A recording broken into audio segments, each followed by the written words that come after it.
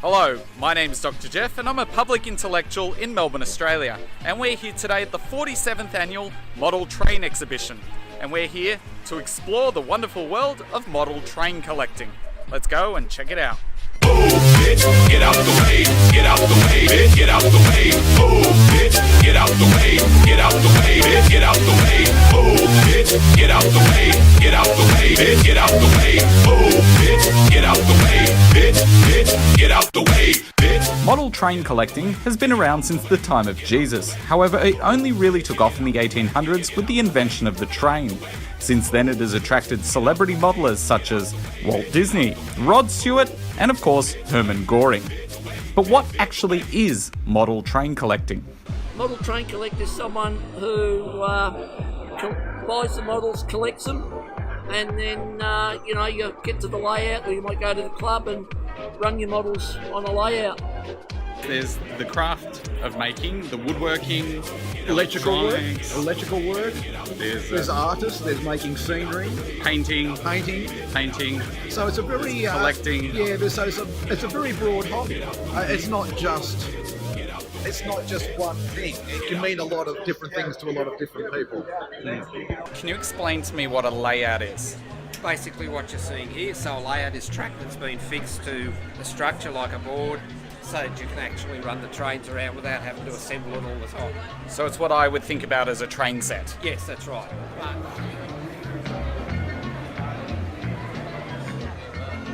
You had Great Western, you had Midland, you had London North Eastern, you had Southern. Selecting exactly And you had which London historic South time and place Western. to model is a huge life decision. It takes decades to build these models, and for many men, the decision of what time and place to model is often a harder one than choosing their life partner.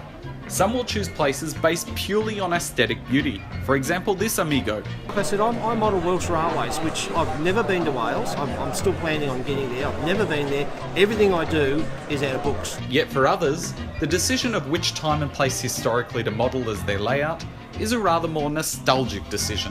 Hello, we're here with Jeff. Hi Jeff, I'm Jeff too. G'day. G'day, nice to meet you Jeff. Jeff, what have you built for the festival? What have I built? Yeah, what have you built? Explain to me what you built. It's a diorama of a Australian bush scene. Oh, fantastic. Based on the demographics of who was actually at the show, I would suggest, as a public intellectual that I am, that probably underpinning this entire hobby is a strong yearning for the golden days. The days of the space race, the Whitlam years, and the days of apartheid. Model train collecting runs on the fuel of nostalgia. Why trains?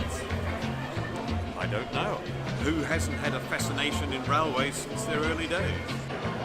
People my generation grew up with trains, and whereas today the trains I think are rather bland.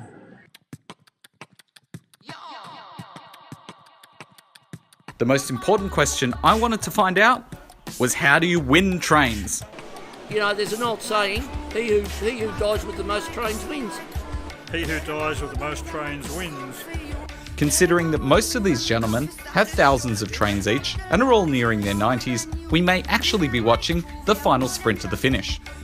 However, train model collecting does have another set of criteria: accuracy. So explain to me why accuracy is so important to people here. Because it'll look wrong. What do you mean? If it's not accurate, it'll look out of place. The closer you can get your layout to looking like a lifelike scale model, the more random men will congregate around your track and film it on retrograde AV equipment. You're also in the running to win a certificate. Yet despite all of this, there's no actual winning in trains. It's more of a collaborative sport, kind of like golf. Playing with trains is social. To be a train collector means to be a member in a community that's much bigger than just yourself. It means to belong to something, in a group of people that share interests.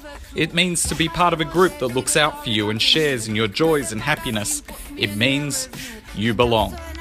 For many, the annual train show is the highlight of the calendar year, and it's an opportunity for old mates to get together and swap train stories of train derailings, the newest steam locomotion coming out, and of course, who's sleeping with who in the train scene. And for you, is it more important the social or the actual building the trains? Well, it's both. It's a social part of it, is the good part, because you're in the hobby.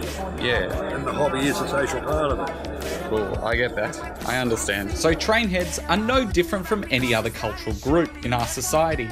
They have all the status symbols, the customs, the belongings, the group rituals, and the cultural norms of any other collective group. You just think they're fucking weirdos because you don't know anything about them. It's actually quite a normal hobby. Well, it is, but don't tell your wife. I have a friend from Mexico that thinks Bali is an exotic country. Yes, Bali, the one where all the bogans go to because it's so close and cheap from Australia and it's really easy to get to and they trash the island and they're really gross and all of that. Well, he thinks that is an exotic country. Well done.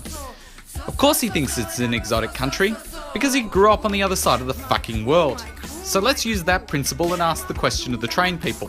What do you think is a bloody weird hobby? Stamp collecting doesn't really appeal to me, that sort of thing is too passive. I reckon taxidermy would be just, I reckon that's just weird. Yeah.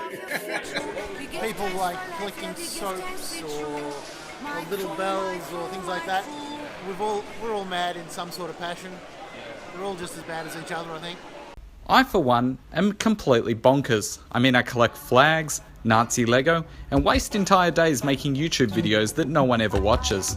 So let's all agree that we're all crazy, and in being crazy, we're all actually normal. Let's embrace that knowledge and see who else we can find lurking around the train show. My name's Mike. Hi Mike.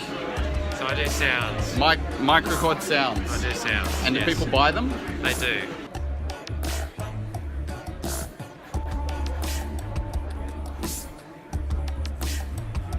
Polyurethane kits for Victorian Railways era from the early 1900s up to the late 70s. And that's what it looks like in the wagon down there. Have you ever had a crash? Yeah, all the time. Australian Aviation and Railway Photography. We're actually supplying photos for people who, might have missed out on collecting something. I didn't quite understand what he was doing, so I asked whether or not he was a train spotter. No. Train spotters actually jog numbers down. We don't. We photograph them. Despite the huge turnout of over 400 people over 2 days at the show, some people are a little bit worried about the future of train collecting. With the rise of virtual reality and unlimited amounts of free online streaming porn with categories such as ass to mouth, interracial gang bukkake, and cake farting, many young people are moving away from model train collecting and discovering newer hobbies to occupy their time. Do you worry about the future of train collecting? I think it's going to be a struggle. Thank you for watching, and join me next time as we talk about the extinction of the dinosaurs and marriage equality.